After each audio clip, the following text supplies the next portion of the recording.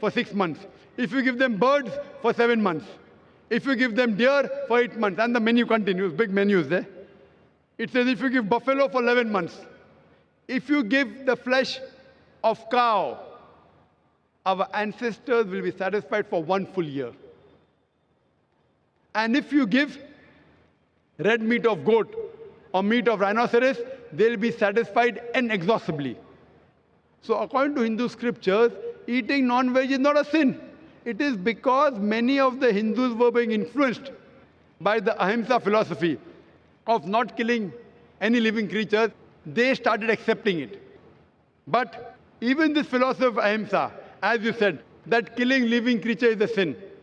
Brother, do you know that even plants have got life? Do you know that, brother? Yes. So if you say killing living creature is a sin, killing a plant is also a sin.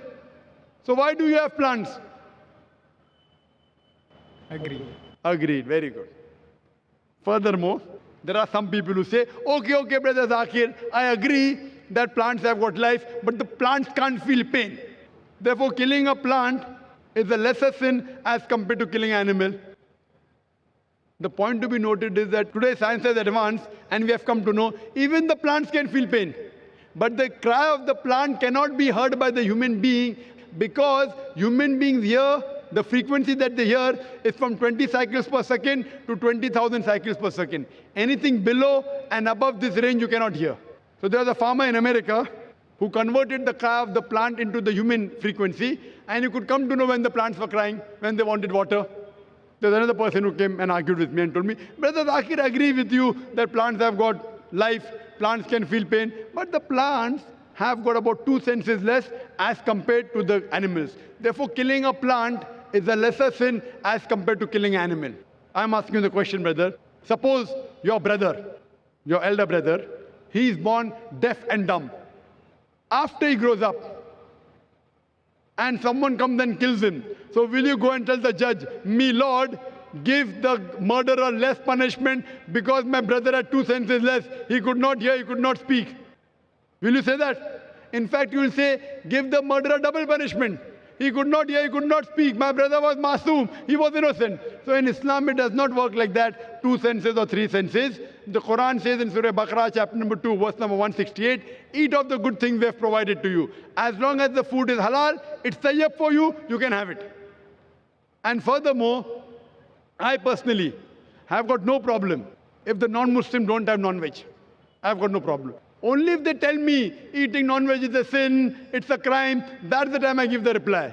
Otherwise, if the non-Muslims in India, they don't have non-veg, it's beneficial for me. If all the non-Muslims in India start having non-veg, then the prices of mutton and beef will rise. It'll be more expensive for me to have it. So personally, I've got no problem. Hope that satisfies your question, brother. Yeah, definitely, sir. So now, if you want, you can yet be a good vegetarian. If you want, you can eat non-veg also. Eating non-veg will keep you more healthy. You can have, but even if you want to be a pure vegetarian, it's not a sin.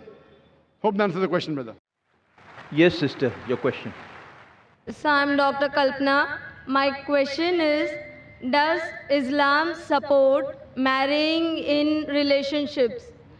As you know, in medicine, there are a lot of birth abnormalities due to consanguineous marriages, that is, in relations marrying. The sister asked the question, does Islam permit consanguineous marriages, marrying close relatives? Yeah. As far as marriages are concerned, Allah says in the Quran in Surah Nisa, chapter number 4, verse number 20 to 25, that those marriages which are prohibited, that you cannot marry your mother, your daughter, the sister of your mother, the sister of your father, and a list is given of the close mahram. But marrying first cousin is permitted. But brother, sister, father, mother, this is not permitted. But first cousin is permitted. Today science tells us that directly if you marry, the blood brother and sisters marry, there are high chances of abnormalities. There can be genetic problems. So directly brother and sister marry, father and daughter, mother and son, if they marry, or direct paternal uncle, first uncle, sister,